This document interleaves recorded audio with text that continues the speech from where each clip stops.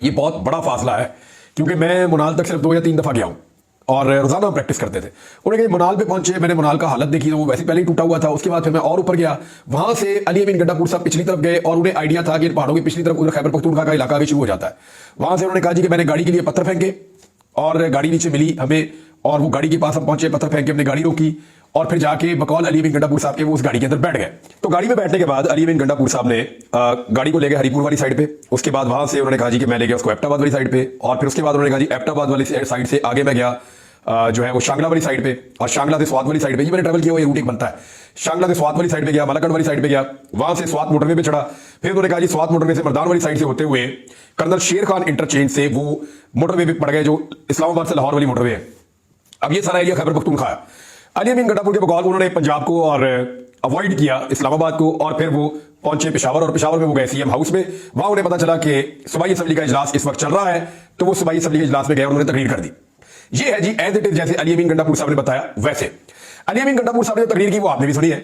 मैंने इसके ऊपर एक सर्वे भी करवाया कि मैं देखता हूं कि लोगों को अली अमीन गंडापुर साहब की तकरीर के ऊपर कितना भरोसा है, या उन्हें लगता है कि जो उन्होंने बातें की हैं वो दुरुस्त है और वैसे ही हुई है।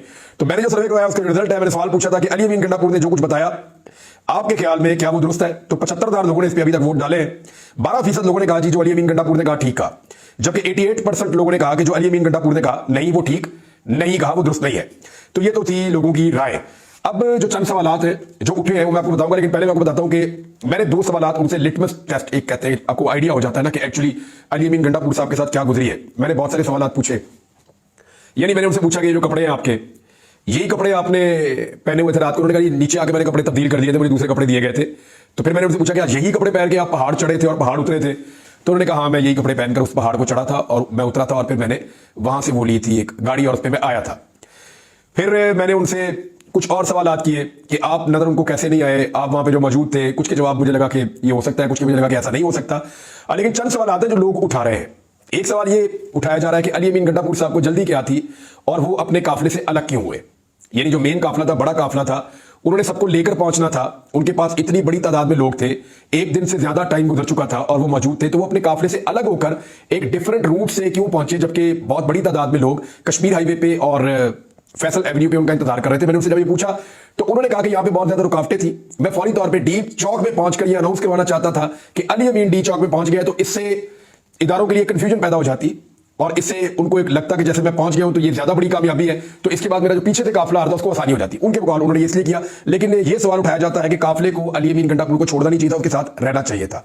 दूसरा, खैबर पख्तूनख्वा हाउस, उसमें अली अमीन गंडापुर साहब को नहीं जाना चाहिए था। कुछ इतलात ये भी है और ये सवाल बार बार उठाया जा रहा है कि वो लोगों को छोड़कर खैबर पख्तूनख्वा हाउस क्यों गए, और ये सवाल इसलिए उठाया जा रहा है कि खैबर पख्तूनख्वा हाउस में उनको आगाह किया गया था कि अगर आप यहां पे आएंगे तो आपको गिरफ्तार किया जा सकता है। और जब अली अमीन गंडापुर वहां पहुंचे तो उनके साथ बहुत कम सिक्योरिटी थी, बकौल कुछ लोगों की उनके साथ कोई 250 के करीब सिक्योरिटी के लोग मौजूद थे कि ये लोग खैबर पख्तूनख्वा हाउस में क्यों नहीं लाए गए।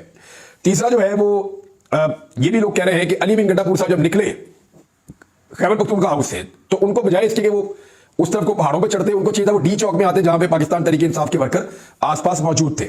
एक और सवाल जो है वो ये उठाया गया और बहुत सारे लोग ये बात भी कर रहे हैं कि अगर गंडापुर साहब निकले थे और उन्हें गाड़ी मिल गई थी तो लाजमी बात है, यहाँ पे तो आजकल हर ड्राइवर के पास टेलीफोन है, हर बंदे के पास मोबाइल फोन है। वो वजीर आला एक सूबे के, वो जहां गाड़ी रोकते वहां पे पाकिस्तान तहरीक इंसाफ इकट्ठी हो जाती। हरिपुर में उनकी पार्टी ने क्लीन स्वीप किया हुआ है, एबटाबाद में उनकी पार्टी ने क्लीन स्वीप किया हुआ है। वो उमर अयूब साहब के घर जा सकते थे रस्ते में, और उमर अयूब साहब हरिपुर में मौजूद भी थे। गंडापुर साहब जो है वो शांगला के अंदर उनकी पार्टी इलेक्शन जीती हुई है, उनकी पार्टी पूरे स्वात के अंदर इलेक्शन जीती हुई है, तो वो कहीं पे भी रुक सकते थे, टेलीफोन पे राब्ता कर सकते थे, इंफॉर्मेशन गैदर कर सकते थे। लेकिन ये सारा कुछ उन्होंने नहीं किया। इसकी वजूहत हो सकती है लेकिन उन्होंने ये नहीं किया।